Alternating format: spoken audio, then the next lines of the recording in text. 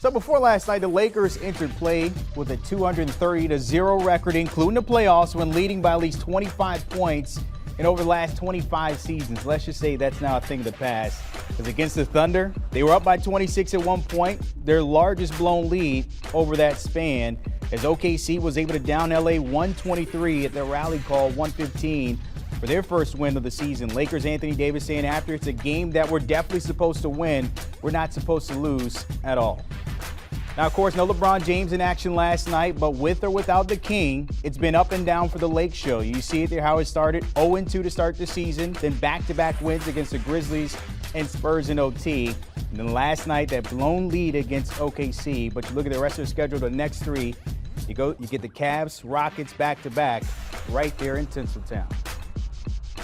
All right, time to get on the same page as pen and paper with our NBA Brain Trust. Avery Johnson and Rip Hamilton tap it in here to talk about the association. And Coach, we'll start with you. The Lakers back at under 500 last night. You look at the roster, nothing but future Hall of Famers, but they haven't put it together. Can they kind of fix this early struggle here?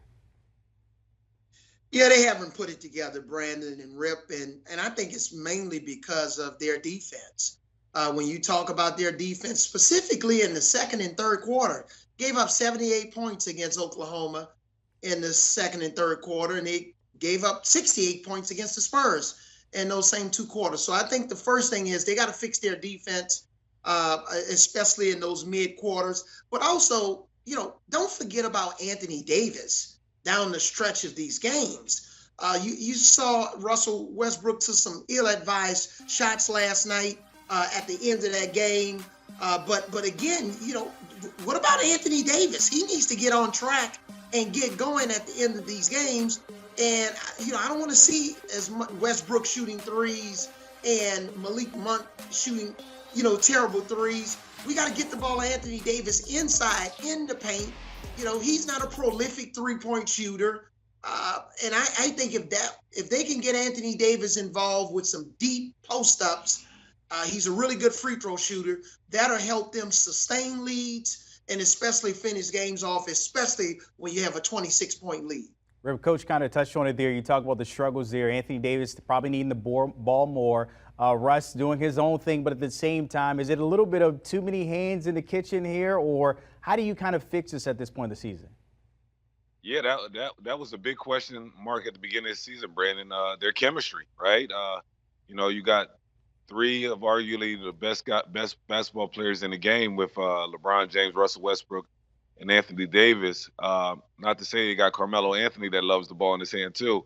So it was all about their chemistry. What guys are willing to sacrifice to get other guys involved. And you see Russell Westbrook try that early, and as you see, he ended up turning the ball over 10 times last game. So I think it's just timing and rhythm for everybody. Nobody wants to be the guy that's over aggressive on the floor that kind of messes up the chemistry on the floor. And sometimes when you tend to do that, you look worse than anything else. And it shows, especially at your point guard position. So I think that they got to figure out a way to allow guys to be who they are. Russell Westbrook is a guy that loves to play downhill, loves to play fast, loves to play in transition. And a lot of times, as you see, when he has to come down and set the team up, he kind of struggles. And then you play him out there with Rondo. And Russell Westbrook is not a guy that likes to play off the ball. He needs the ball in his hand, and the same thing with playing with LeBron James. So I just feel as though with LeBron James being out the last couple games, yes, you see Russell Westbrook go out and get a triple-double, but you got to allow Russ to be Russ. You got to figure out a way to offset his minutes, put him out there with shooters. Rondo plays a little better with Anthony Davis on the floor because he knows that Anthony Davis is going to go to the lob. So you still got to figure out rotations out if you're a Laker on the Lakers coaching staff. Maybe a little bit of too much talent there. You could say the same thing maybe in Brooklyn, Coach. If the playoffs started today, the Nets are not in that top 8. They lost to Miami last night. What's the problem with them in New York? Well, I know the easy answer is James Harden. He's not in tip-top shape. He had the hamstring in the surgery in the offseason, so he's gotten off to a very slow start. But I'm centering on two things. The Nets bench. Last night their bench only scored 21 points. So that's not very helpful when you're trying to help two future Hall of Famers in Durant and Harden. But also rebounding. They got out-rebounded 62-42. and they only had a minuscule 4 offensive rebounds. So yes, we can talk about live by the 3, die by the 3, but you still got to play defense. You need bench help, but also you got to be able to rebound the basketball and rebound some of those misses, especially if you're not shooting the ball well from the field. So that's going to be their Achilles heel all season long. We know James Harden is going to get back in shape. Sure, they miss Kyrie. He's not walking in the door, I guess, anytime soon, unless there's some major turnaround in his vaccination status. But they got to get that rebounding solved if they're going to be a contender in the Eastern Conference. Yeah, I would have to agree with Coach. I mean, these are the question marks we had last season: defense and rebounding, and who was going to protect the paint. That's why they brought in back DeAndre Jordan last year. And when you look at their roster, I mean, they add LaMarcus Aldridge, they got Blake Griffin that plays down low. These guys are not great rebounders, especially this late in their career. So for them, all season long last year, we all talked about Kyrie Irving, KD, and James Harden on the floor. They were just going to outscore everybody. Could nobody keep up with the pace that they were going to play at from an offensive standpoint. Now you look at this team, you say, hey, no Kyrie out there. Okay, James Harden coming back from injury, the rule change, and all these other question marks out there. Now they're not able to go out there and just beat teams up just by from a scoring standpoint. So I do think that, hey, you know what? You got to look at the coaching. You got to look at Steve Nash.